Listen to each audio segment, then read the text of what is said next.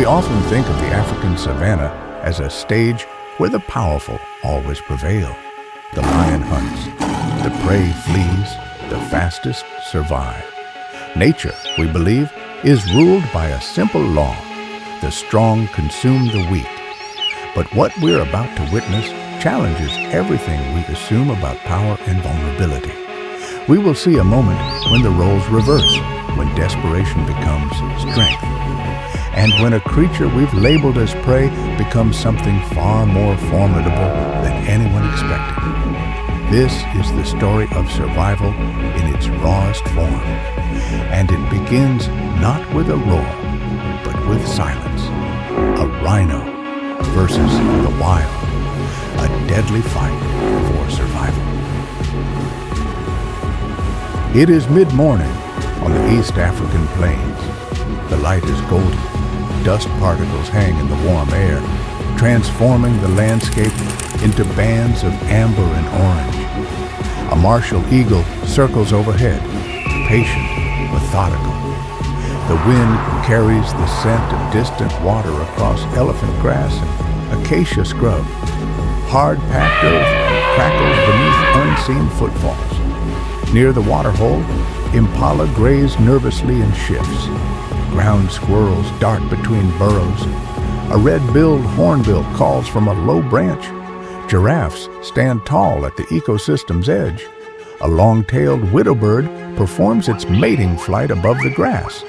The savanna hums with life and caution, but something is changing in this equilibrium. Deep within the acacia thicket, a white rhinoceros moves slowly through dense vegetation. Female, 4 tons, 16 years of survival written in her scars. A gash along her left flank from a rival. A slight lameness in her rear leg from a lion attack 5 years past.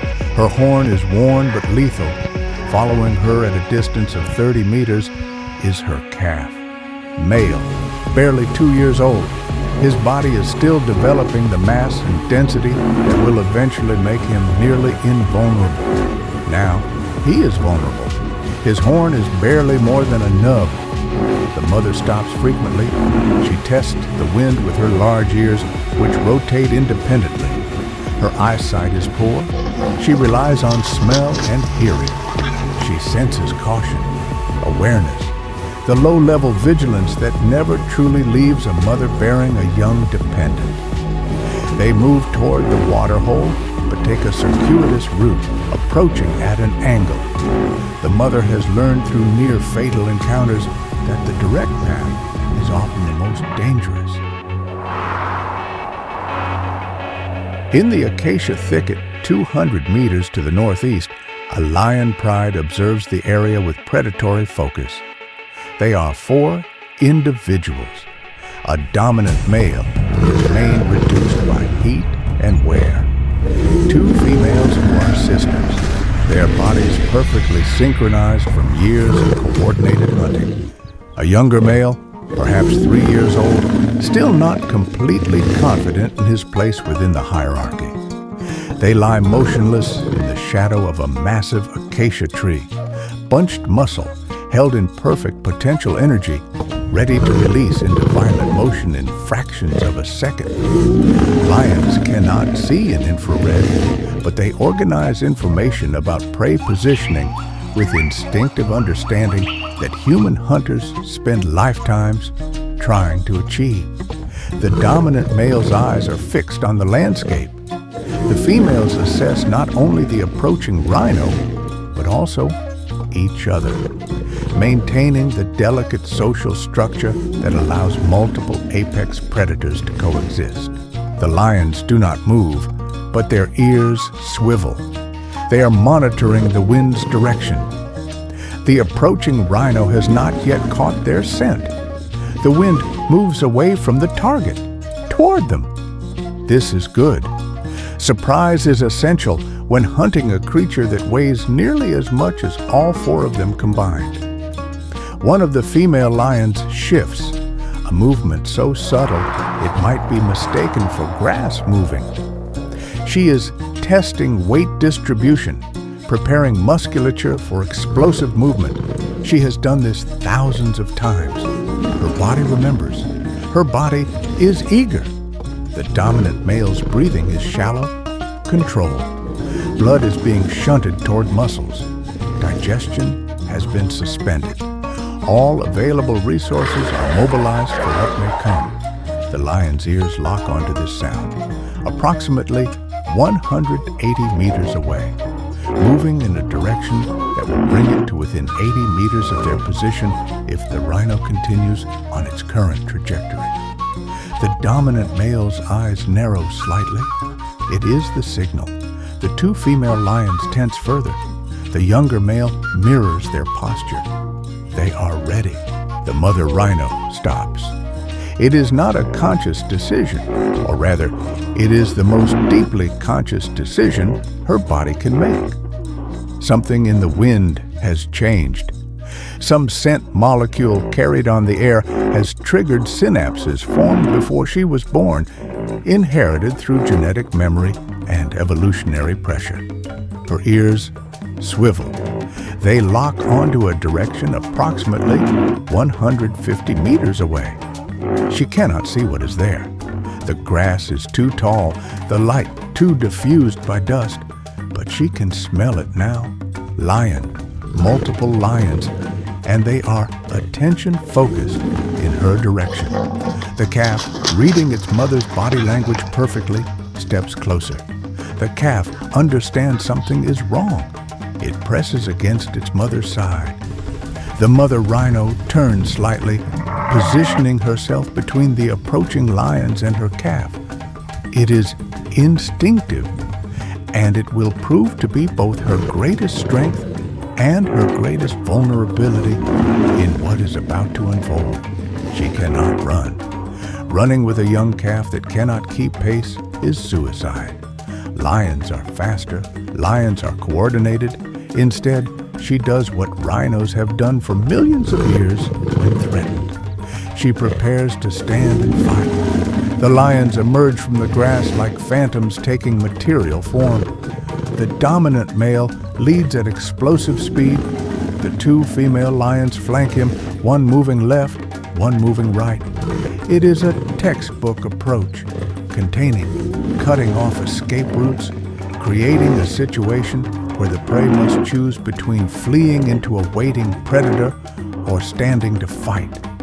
The younger male hangs back slightly, prepared to dash in once the target is occupied. They are absolutely silent. This is the hunting silence, the sound of a creature moving with singular predatory intent. The mother rhino makes her decision in less than a second. She charges, not away, toward, directly at the dominant male. It is not a retreat. It is an absolute commitment to offense. It is the gambit of a creature with nearly nothing to lose. The ground trembles.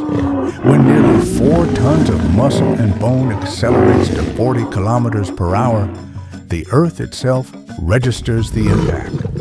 Animals hundreds of meters away feel it in their feet and know that something significant has just been triggered. The dominant male lion faces genuine uncertainty for the first time.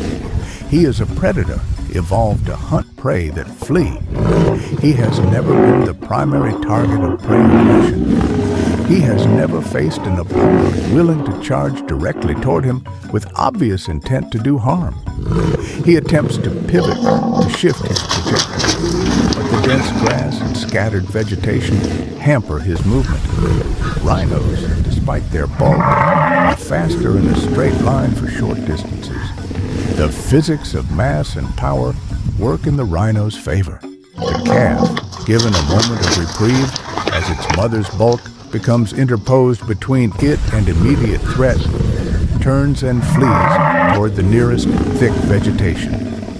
The young male lion, sensing opportunity, makes a move toward the fleeing calf. But the young male does not account for the impala herd still at the waterhole. As the young lion breaks from the grass, the impala explode into coordinated flight.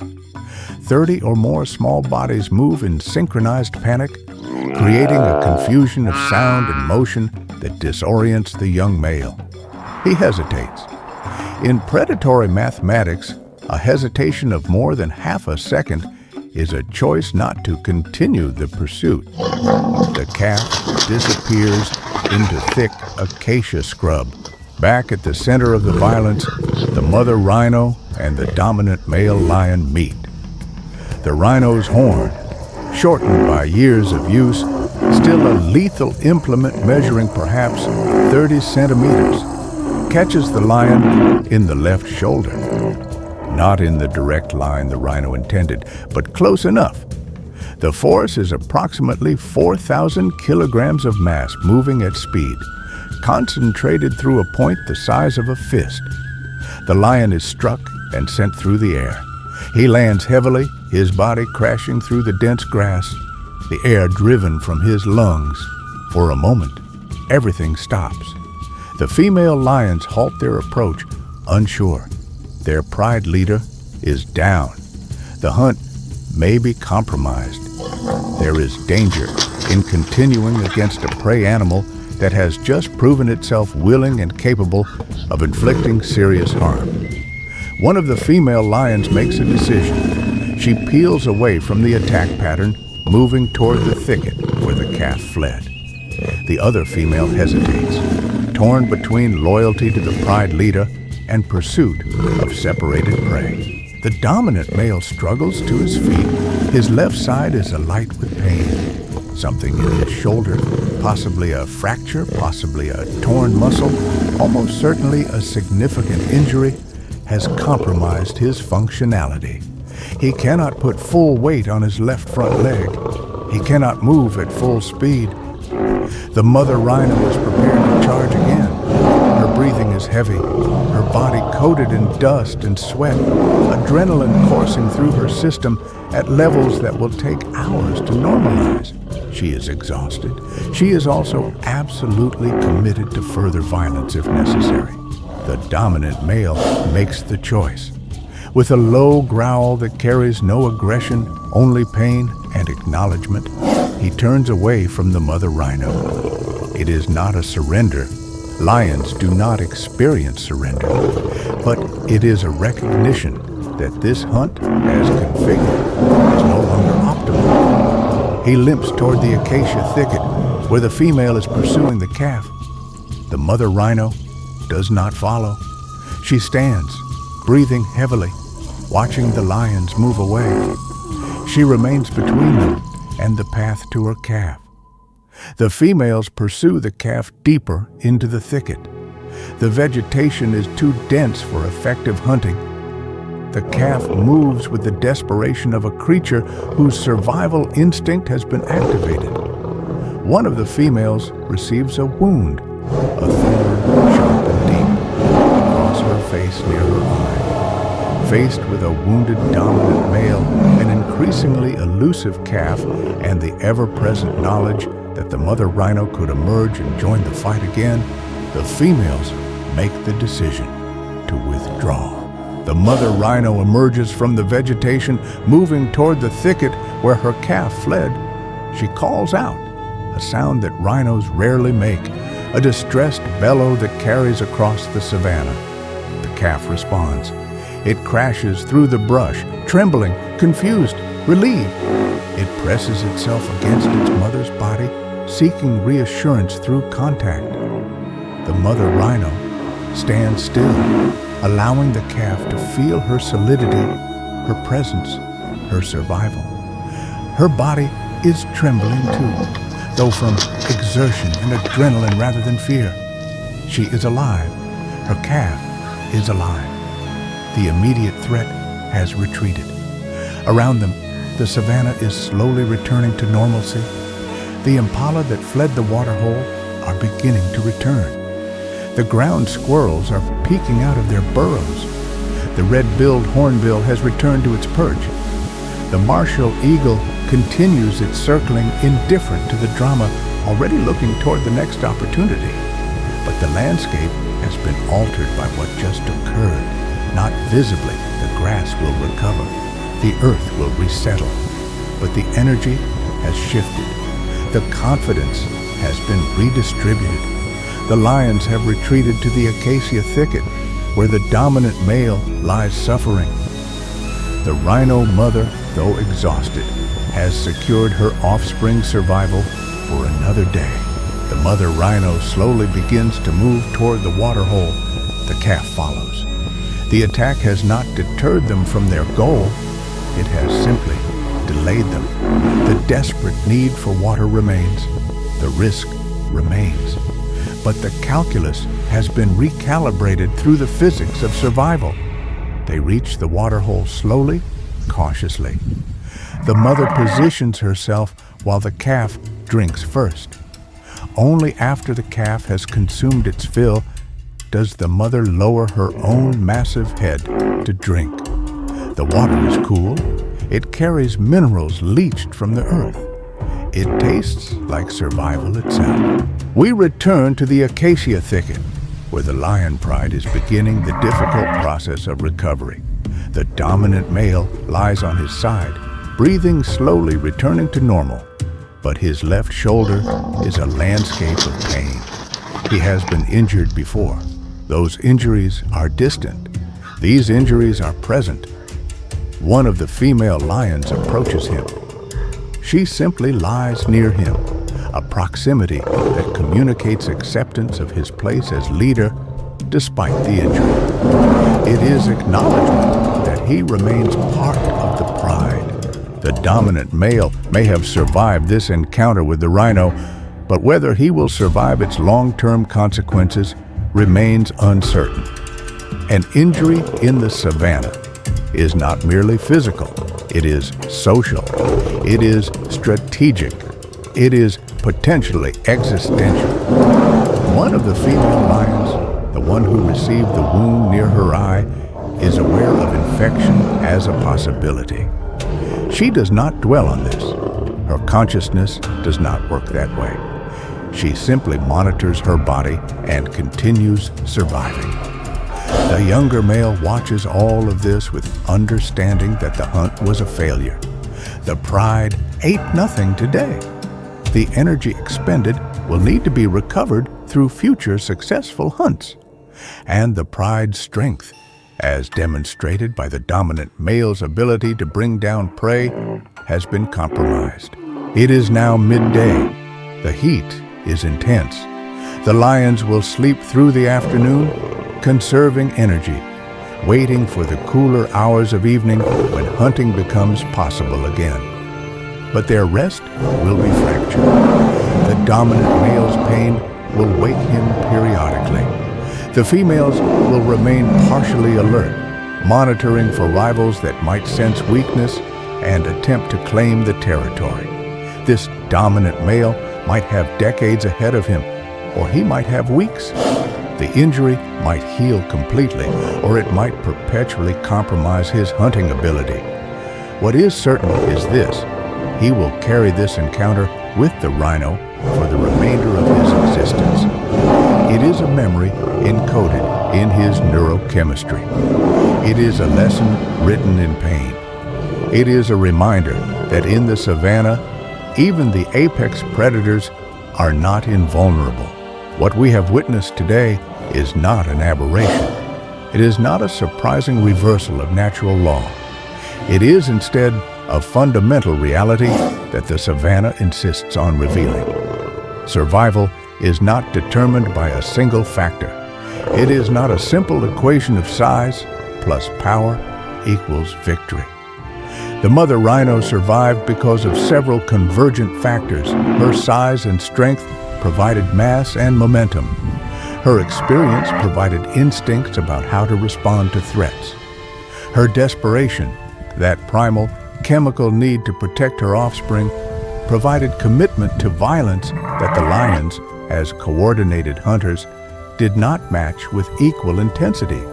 But survival is also probabilistic.